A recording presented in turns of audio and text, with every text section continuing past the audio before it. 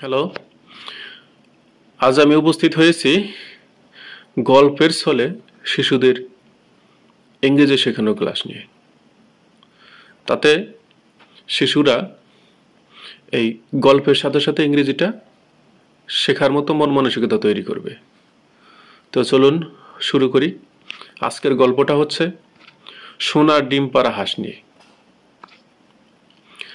The goes that lead golden eggs, সোনার ডিম পাড়া হাঁস। Once upon a time, a farmer had a goose that laid golden eggs every day. একদিন এক কৃষকের একটি হাঁস ছিল যা প্রতিদিন সোনার ডিম দিত। The farmer became very rich by selling the golden eggs. কৃষকটি সোনার ডিম বিক্রি করে খুব ধনী হয়ে গেল। But the farmer was greedy. কিন্তু কৃষকটি লোভী ছিল। He thought, if I cut the goose open, I can get all the golden eggs at once.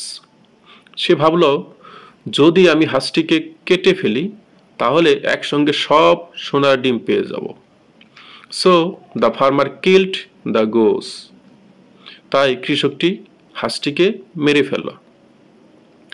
But when he opened it, there were no eggs inside. কিন্তু যখন এটি খুলল ভিতরে কোনো ডিম পেল না। The farmer lost both the goose and the golden eggs. কৃষকটি হাঁসটিকেও হারালো এবং সোনার ডিমগুলোকেও। এখানে মোরালটা হচ্ছে, নৈতিক শিক্ষাটা হচ্ছে, গ্রিড লিডস টু লস, লোভে সর্বনাশ। আসুন এই গল্পগুলো বারবার শিশুদেরকে শোনাই, ইংরেজি এবং বাংলা সহ। তাহলে তারা গল্পের ছলে মজাও পাবে, ইংরেজিও শিখবে।